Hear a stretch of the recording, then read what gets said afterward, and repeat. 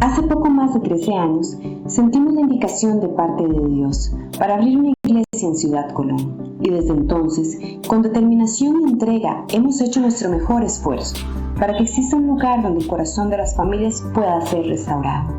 Somos la casa de la espada y del pan.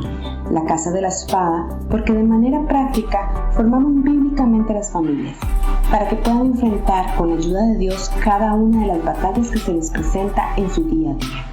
La casa del pan, porque nos hemos propuesto que cada persona que nos visita encuentre una sonrisa de bienvenida, un abrazo que nos aliente y un ambiente familiar que nos cobije. Hoy tenemos el sueño de construir casa, de edificar un lugar seguro y apropiado, para que nuestras generaciones puedan reunirse y adorar a su Dios. Como todo sueño, necesitamos manos amigas, gente que se aferra a la visión que Dios nos dio, gente determinada y comprometida. Le invitamos a ser parte de este sueño, de construir algo más grande que nuestra propia vida, algo que trascenderá de generación en generación. Somos CVC Ciudad Colón, la casa de la espada y del pan. Muy buenos días, saludamos a todos los que nos ven a través de las distintas plataformas. Un aplauso para ellos.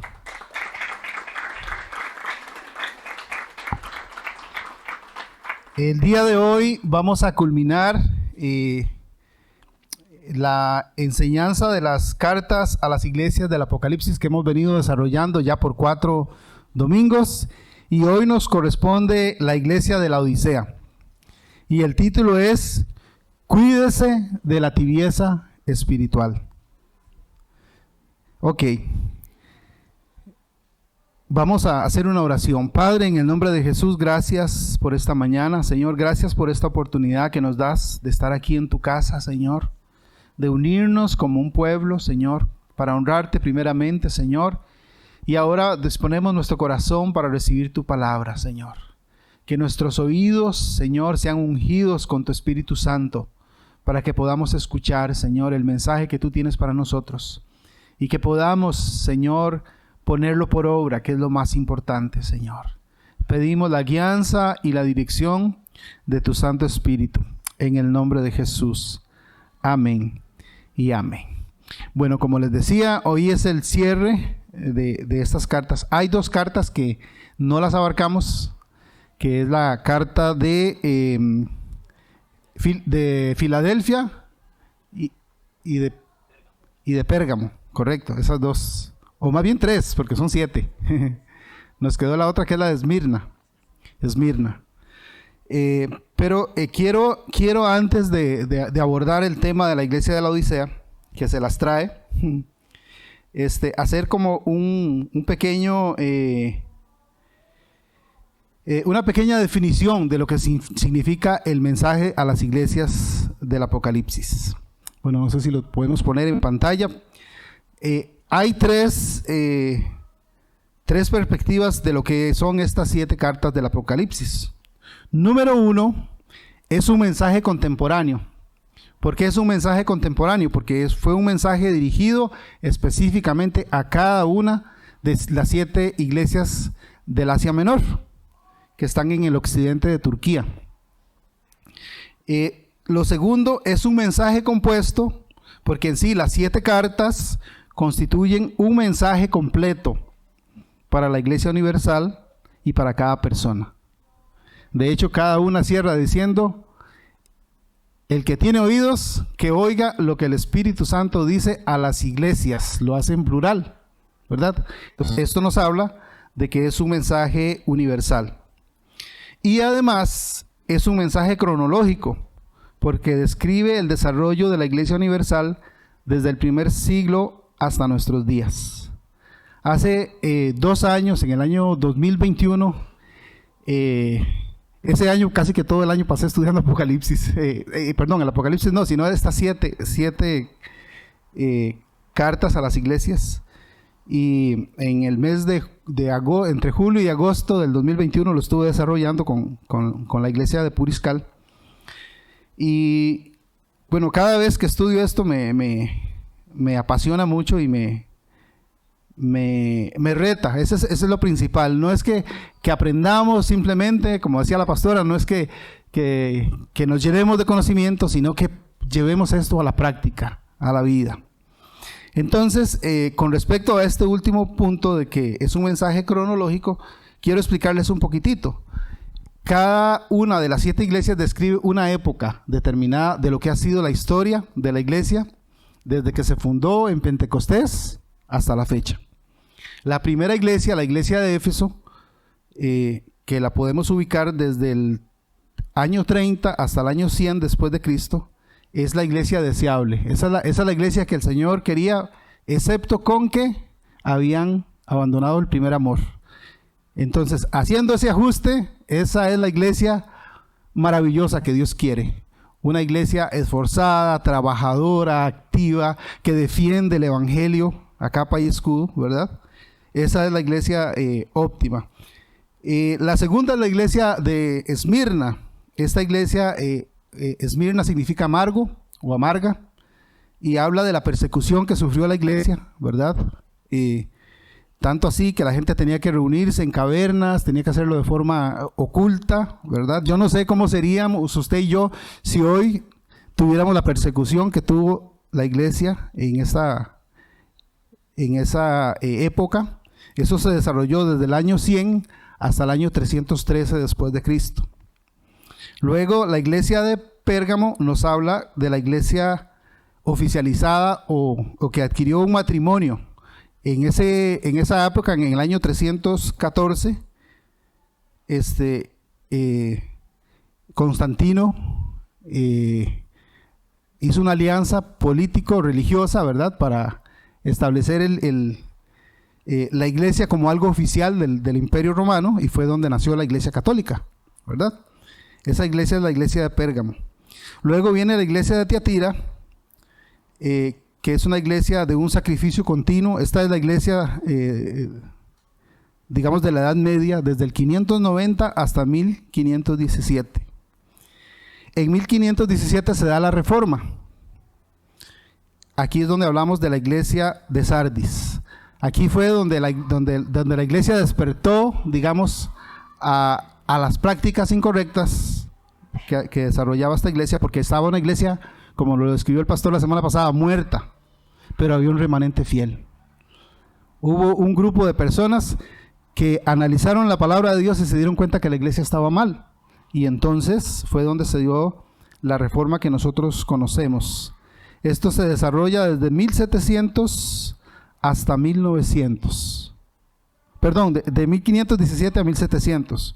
Luego tenemos la iglesia de Filadelfia, que fue luego de la reforma que vino un avivamiento desde el 1700 hasta 1900, un avivamiento que trajo el desarrollo, digamos, de lo que conocemos nosotros, la iglesia cristiana o la iglesia evangélica a través del mundo. Y finalmente tenemos a la iglesia de la Odisea, que es la iglesia del año 1900 hasta la fecha. Y esta iglesia es la iglesia del acomodo o de la apostasía. Con respecto a estas cartas, bueno, ahorita vamos a entrar un poquitito con la Odisea, no se preocupen, ya casi lo vamos a hacer. Todas tienen ciertas características o reúnen ciertas características comunes. La primera es que cada una inicia mencionando una cualidad de Jesús glorificado. Por ejemplo, la iglesia de Éfeso dice: el que tiene las 7 estrellas en su diestra, el que anda en medio de los 7 candeleros de oro. Describe una cualidad de Jesús. O la de Esmirna dice: el primero y el postrero, el que estuvo muerto y vivió. Y así cada una de ellas, cuando inicia, da una descripción de quién es Jesús, en su poder, en su gloria y en su majestad. También, como característica, cada una de estas cartas tiene o contiene, bueno, va dirigida al ángel o al pastor de la iglesia. Y cada una inicia con una frase: yo conozco tus obras. Además, contiene palabras de elogio o palabras de reconocimiento, ¿verdad? Pero es lamentable que la iglesia de la Odisea es la única que no recibe ningún elogio de parte de Dios. Además, contiene una reprensión o una condenación, ¿verdad? Excepto a 2 iglesias que el Señor no les llama la atención: a Esmirna, que fue una iglesia mártir, ¿verdad? Fue esa iglesia que murieron por la causa de Cristo, que para ser cristiano había que tener la vida prácticamente vendida, ¿verdad? Le decían, ¿usted es cristiano? Diga que usted es cristiano, si no, muere. Y ellos decían, soy cristiano, y morían por la causa de Cristo. Yo no sé qué sucedería si a usted lo para alguien en la calle con una ametralladora y le dice, ¿usted es cristiano o no es cristiano? ¿Qué diría? Y si usted dice que es cristiano, yo lo mato. ¿Qué diría usted? Eso le pasó a la iglesia de Esmirna. Además, a la iglesia de Filadelfia no se le hace reproche alguno, porque fue la iglesia del avivamiento, fue la iglesia misionera, fue la iglesia que se preocupó por llevar el mensaje del evangelio. Y finalmente, hay dos características más. Una es que menciona siempre una promesa que va introducida por la palabra al que venciere. Y finalmente, la carta concluye con una advertencia para todos, que dice, el que tenga oídos para oír, que oiga lo que el Espíritu dice a las iglesias. Este es como el sello que se pone en cada una de las cartas. Muy bien, vamos a ir a Apocalipsis capítulo 3, versículos 14 al 22.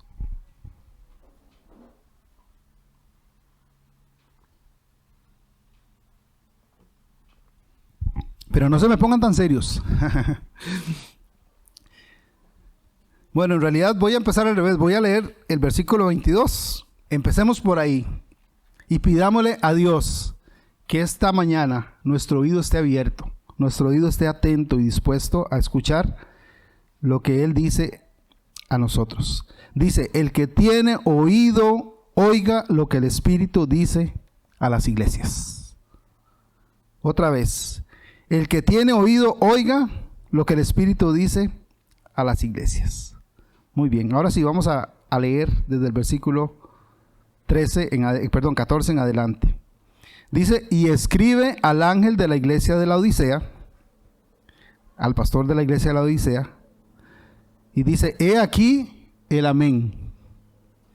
Es la primera y única vez en la Biblia donde Jesús se pone este nombre, el amén. En la palabra de Dios, en segunda de Corintios 1:20, segunda de Corintios 1:20, vamos a ver si la tenemos por acá. Segunda de Corintios 1:20 dice, porque todas las promesas de Dios son en Él sí y en Él amén, por medio de nosotros, para la gloria de Dios. Entonces, cuando Jesús dice, yo soy el amén, está diciendo, yo soy la consumación de todas las cosas. Yo soy el alfa y la omega. Soy el principio y el fin. Soy el que cierro el capítulo de la historia de la iglesia. Con Él inició la iglesia y con Él se cierra la iglesia. Con Él, a través de la obra en la cruz del Calvario, inició la iglesia y con Él se va a cerrar también el capítulo de lo que es la iglesia o de lo que ha sido la iglesia hasta hoy. O hasta el día que Él venga, mejor dicho. Muy bien, y sigue diciendo Él, el testigo fiel y el verdadero, principio de la creación de Dios, dice esto. En un mundo lleno de mentira como el que vivimos, ustedes no se imaginan lo mentiroso que es este mundo. Lo que ustedes ven en las noticias muchas veces es mentira. Lo que nos cuentan, lo que nos dicen, es engaño, son cosas no verdaderas para nada. Hoy cuesta creer, ¿verdad? A usted le hacen una llamada y le dicen, mire, le llamo de parte del banco. ¿No les ha pasado? Es para cuidar su cuenta. Es para cuidar sus ahorros, porque están haciendo unos débitos de su tarjeta en tal y tal almacén. A nosotros nos pasó. Y le dicen a uno, lo que quiero es ayudarle para que no le sigan robando en esa cuenta. Por favor, deme la clave de su tarjeta, del cajero automático. ¿Y qué están haciendo? Engañándonos. Vivimos en un mundo lleno de engaños. Y eso es solamente como una pincelada de lo que hay en el mundo. Pero ante tanto engaño, ante tanta filosofía, ante tanta adoctrinamiento falso que se levanta en medio de nosotros, solamente hay uno que no solamente él tiene la verdad, sino que es la verdad. Porque él dijo, yo soy el camino, la verdad y la vida. Solamente en Jesús podemos nosotros obtener la verdad. Además, Él es el testigo fiel y verdadero. Él es el que conoce todas las cosas. Él sabe cómo se van a dar todas las cosas. Él es el principio de la creación. Él es el alfa y la omega, el primero y el último.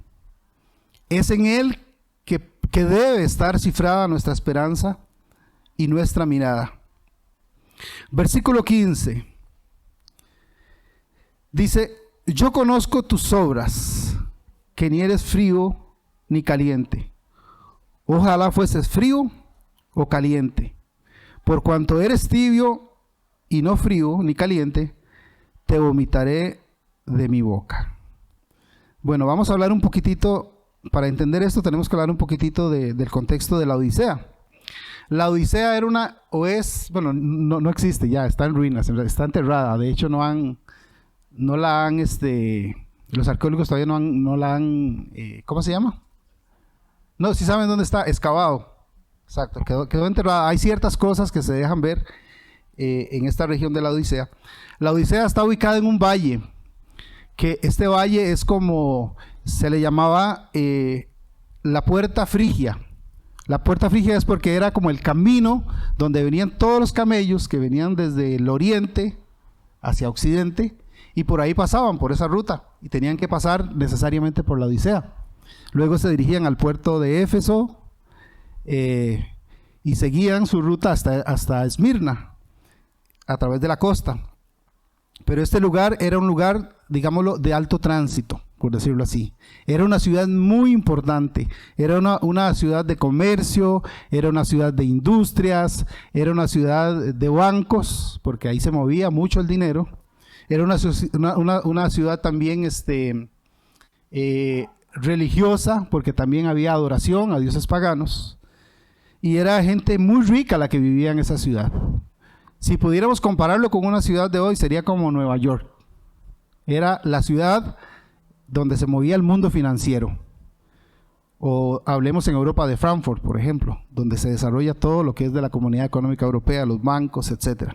Eran ciudades muy, muy importantes, muy ricas. Y esta gente, a pesar de que era una ciudad muy, muy rica, como les digo, había industria, esta gente fabricaban ropa, eran textileros también, fabricaban ropa ahí, el que quería vestirse así con lo último de la moda, ¿verdad? Iba a esta ciudad, a la Odisea, a comprar su ropa. Era como ir a las mejores tiendas de París o no sé dónde, ¿verdad? A conseguir la ropa. Y además, también ahí había cierta, digamos que cierta industria de la medicina, pero que estaba más ligada con lo ocultista o con lo idolátrico de ellos. Pero ahí surgió una pomada de canaria, como dicen. Era un polvo frigio. Las montañas que rodeaban la Odisea tenían un polvo muy peculiar, ¿verdad? Y agarraban ese polvito, esa tierrita, y la mezclaban con un aceite de nardo, y la vendían. Todo el antiguo mundo romano, ¿verdad? Ahí los comerciantes que pasaban de un lado hacia otro se encargaban de llevar esa cremita por todo el mundo, porque era buenísima, como dice en el anuncio. Es más, compre ya, llame ya, ¿verdad? Porque esa crema era súper, súper buena para los ojos y para los oídos. Eso se vendió, alguien se hizo bien rico, ¿verdad? Alguien, no sé si lo patentaron, o había patentes en ese entonces, pero alguien hizo el negociazo vendiendo esta crema. Estudios modernos demuestran que lo único que tenía un poquito de valor era el aceite del nardo.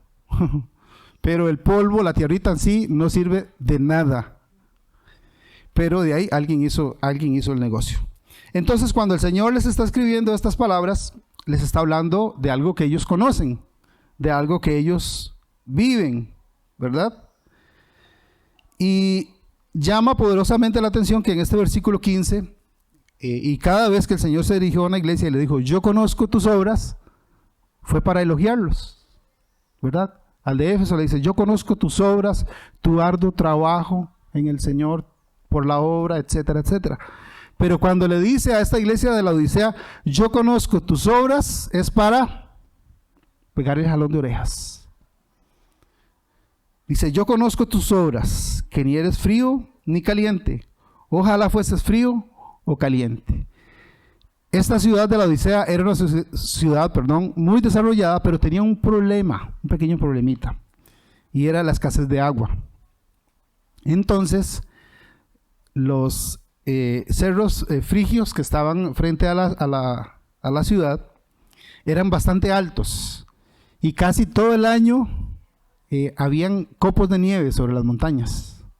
Entonces, esa agua obviamente se derretía, ¿verdad? Ya en el tiempo de verano. Todavía en esta época se pueden ver los cerros cubiertos de nieve en su parte más alta, porque eran muy altos. Entonces esta gente decidieron hacer un acueducto que trajera esa agua desde la montaña hasta la ciudad.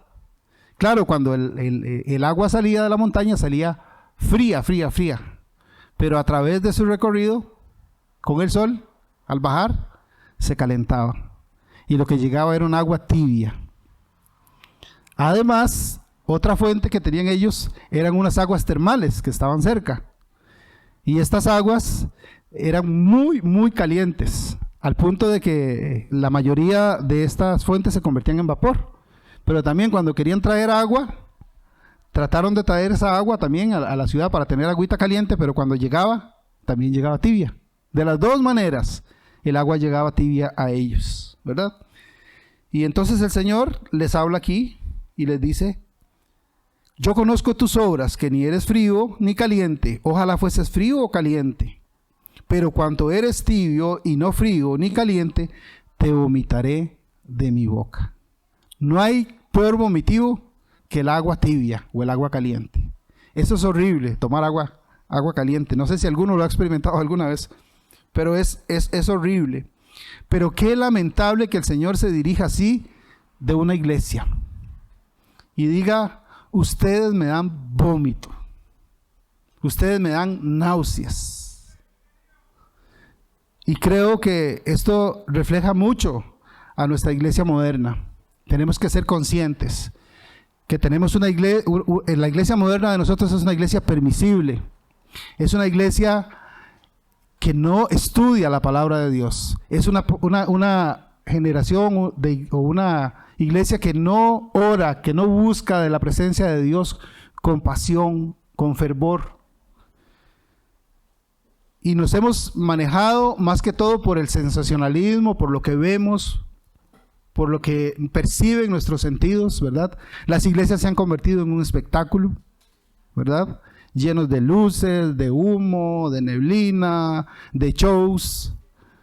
Y hemos abandonado el principio y la misión que tenemos como iglesia.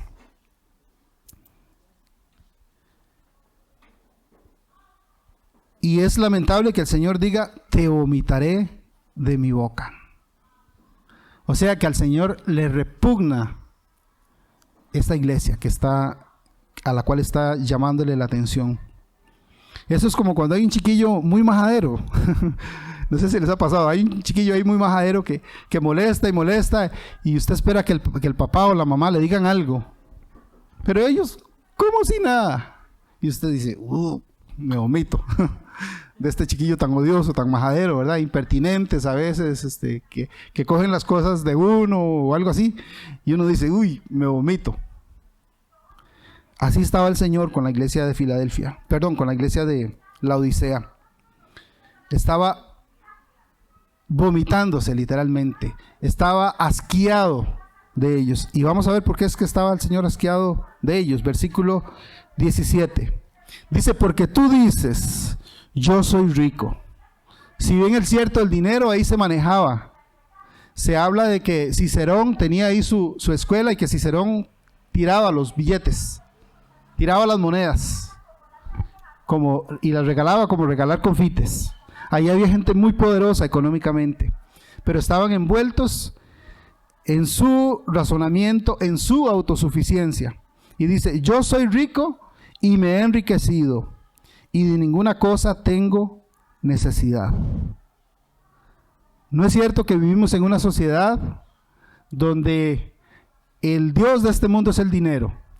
Y ahorita el que se dice estar bien es el que tiene dinero, el que tiene posesiones, el que tiene buena casa, el que tiene buen carro, que tiene buen trabajo. Todo está sumido y todo está reducido al materialismo. Tenemos un mundo que va detrás de la economía, de lo material, y se cree que el dinero lo compra todo, pero eso no es cierto.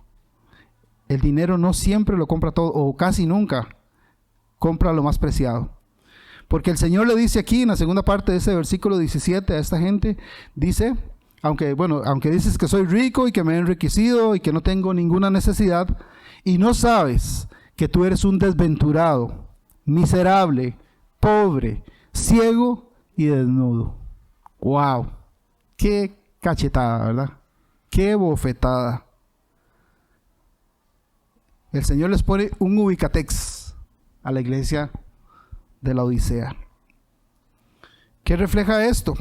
Que era una iglesia, aunque tenían dinero, eran pobres espiritualmente. Habían perdido los valores del cristianismo.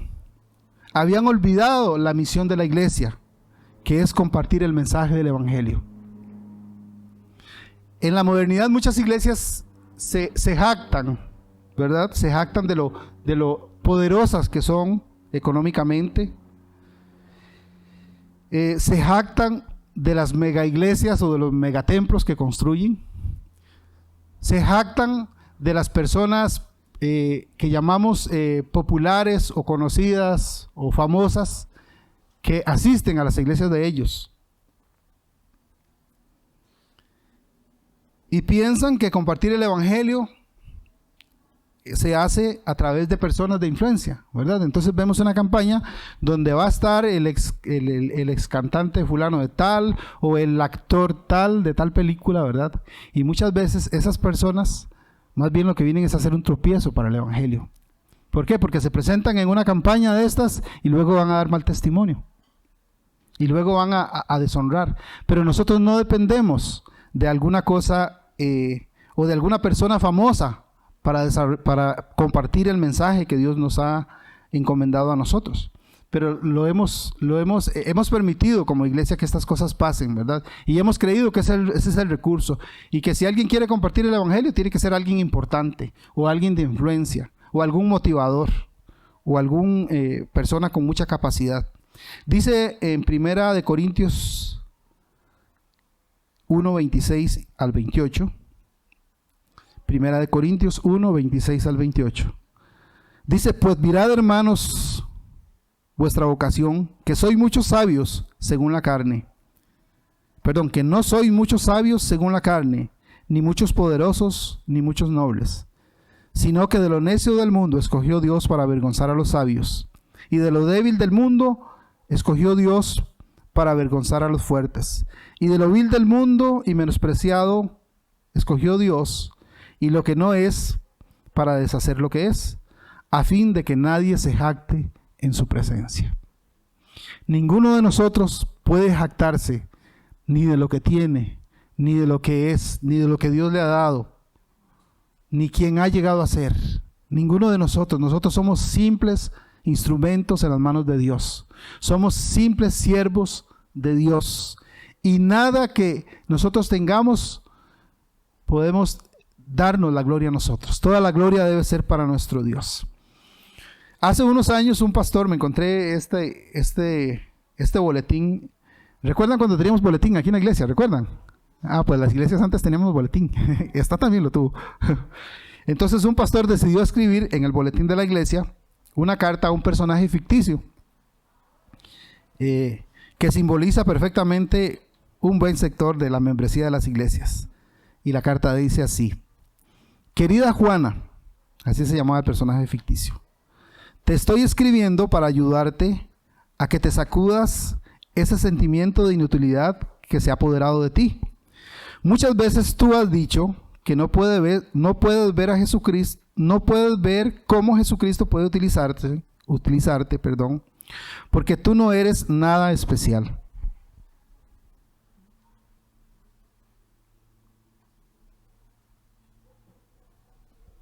Aquí ya se me está trabando la boca de seca. Muy bien.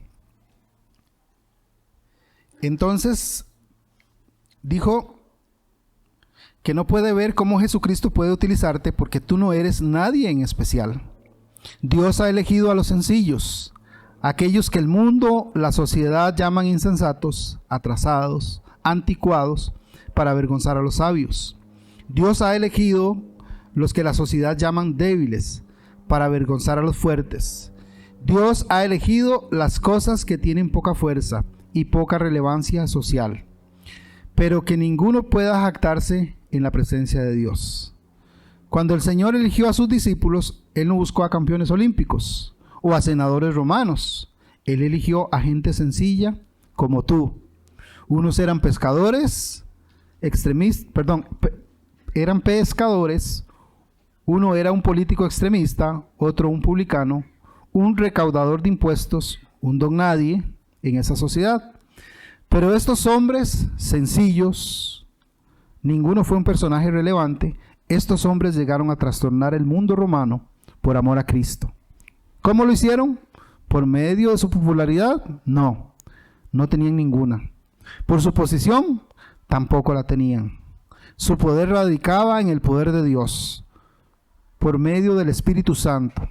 Juana, no te olvides de que nosotros, la iglesia, necesitamos personas ordinarias, normales, que en las manos de Cristo lleguen a ser extraordinarios para trastornar al mundo. Así que no necesitamos seguir a influencer.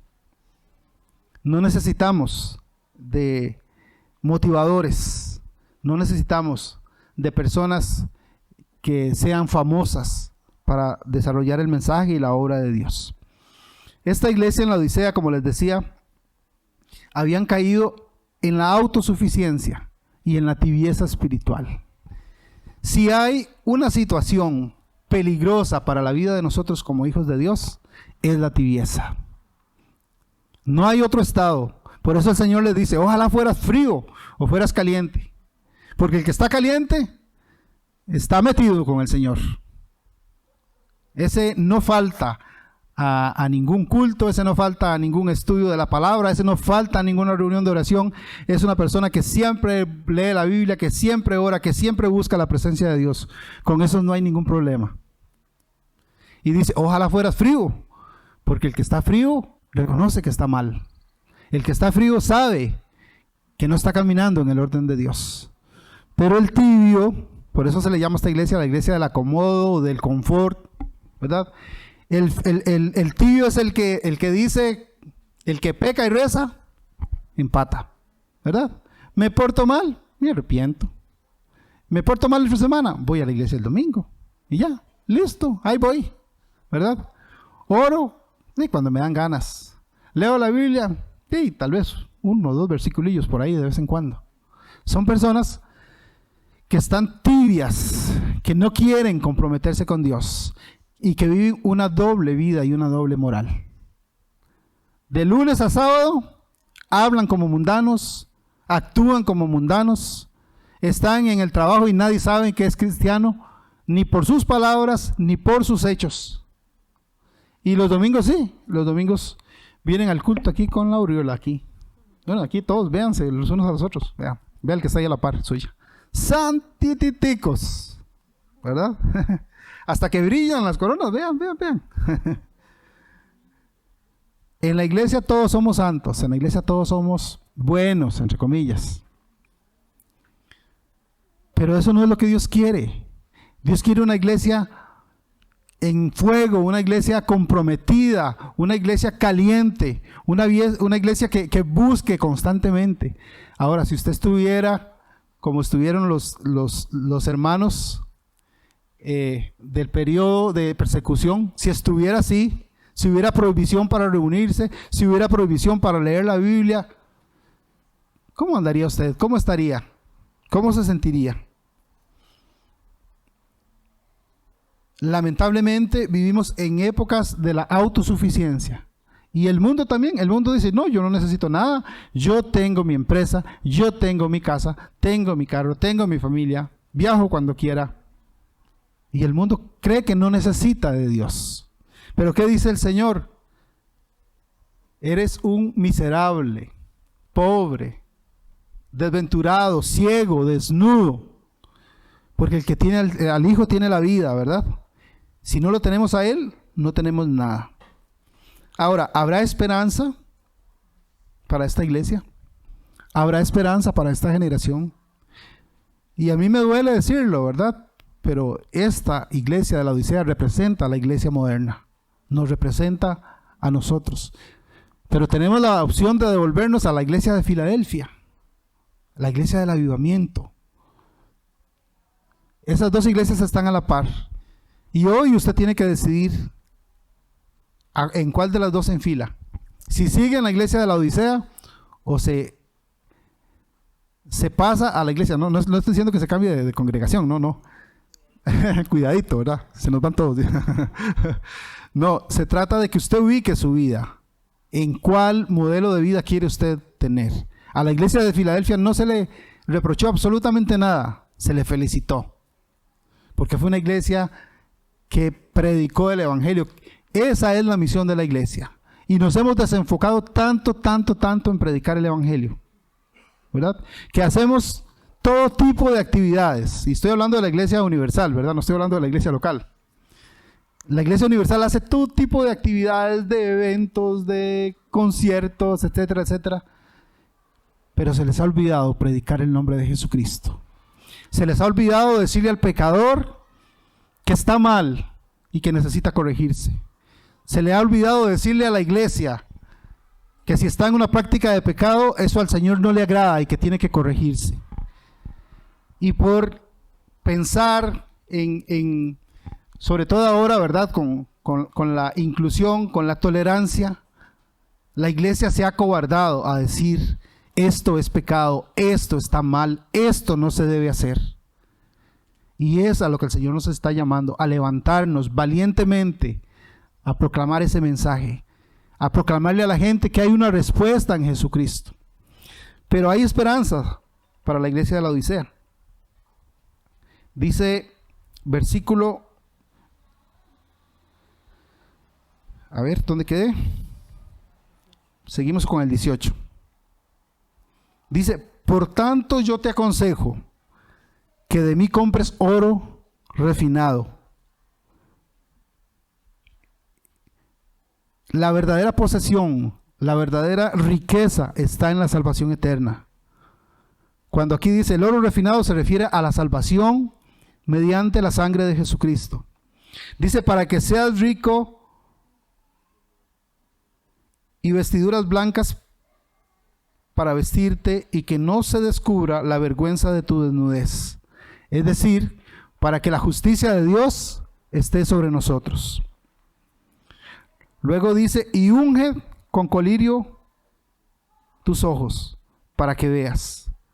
Este colirio es el Espíritu Santo. Necesitamos al Espíritu Santo que nos ayude a ver, que estamos mal, porque el tibio vive engañado de que está bien estando mal. Entonces necesitamos que el Espíritu Santo abra nuestros ojos y abra nuestros oídos a lo que Dios quiere para nosotros para poder corregirnos. Sigue diciendo el 19, yo reprendo y castigo a todos los que amo. Sé pues celoso. Bueno, eso lo dice la Reina Valera. Otras versiones dice sé fervoroso, es decir, sé caliente. Y arrepiéntete. Ese es el mensaje más devaluado en la iglesia el día de hoy. Ese es el mensaje que nos gusta, porque a la gente le gusta que lo motiven, que lo inspiren, que lo bendigan, que oren por mí para no tener que orar yo. Pero no les gusta arrepentirse, no nos gusta arrepentirnos.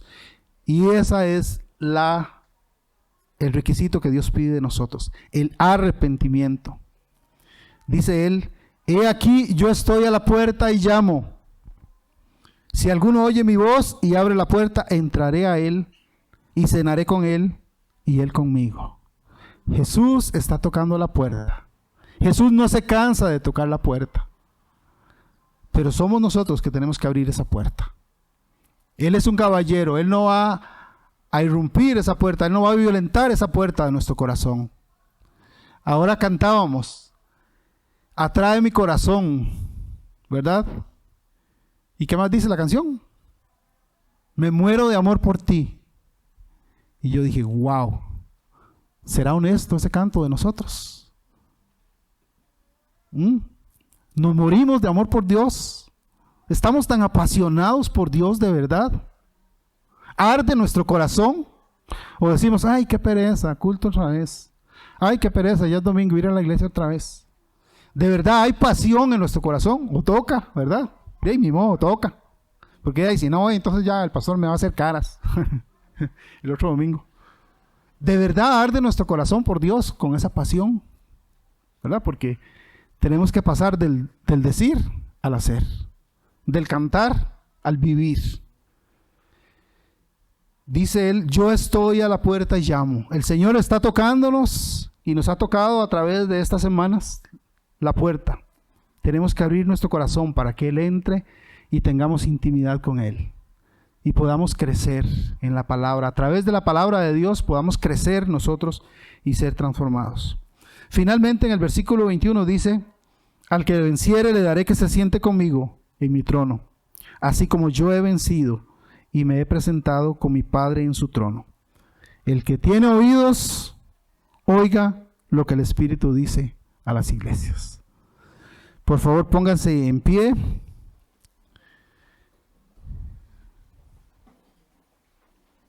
Vamos a recibir a nuestro pastor para orar.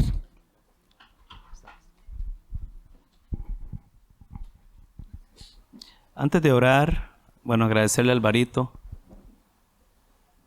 Yo no sé qué ha representado para usted cada uno de estos episodios de las enseñanzas. Le voy a invitar a que cierre sus ojos. Eso es sumamente personal. Algunas veces, como papás, queremos que los hijos reaccionen de cierta manera y decimos, pero ¿cómo es posible? Ya tiene 10 años, tiene 12 años, tiene 14 años. ¿Por qué sigue haciendo eso? Y muchas veces es la misma situación, Dios mirando desde arriba. Pasa el tiempo. Como decía ahora Alvarito, Él sigue tocando a la puerta. ¿Es usted quien ha perdido el primer amor? ¿Es usted quien se ha vuelto un poco permisivo con su estilo de vida? Quizás es usted la persona que sabe que está muerto y aún así está en la casa de Dios. O quizás es la persona tibia que tiene un poquito de caliente, pero también tiene un poquito de frío. En esta mañana queremos terminar entregándole nuestra vida a Jesús. Queremos terminar esta mañana diciéndole, Señor, escribe mi nombre en el libro de la vida. Señor, hoy me arrepiento de un estilo de vida superficial. Quiero sentarme en el trono, como le dijiste a los de la Odisea. De verdad quiero amarte con todo mi corazón. Esta iglesia abre la puerta, entendidos de lo que nos falta, esperanzados de quién está a nuestro lado, felices de saber quién sigue creyendo en nosotros. Gracias porque el que inició la buena obra la va a perfeccionar hasta el día de Jesucristo. Ni uno solo de nosotros quedará en el camino. Al que venciere, Señor, yo seré de los que llegan al final. Amén, iglesia. Dele su mejor aplauso al Señor. Agradézcale a Dios porque está en esta casa. A Él sea toda la honra, a Él sea toda la gloria. Aleluya, aleluya. Dios es bueno, Dios es bueno. Felices de haber terminado este espacio. Queremos agradecerles a los que están desde casa. Muchas gracias, muchas bendiciones.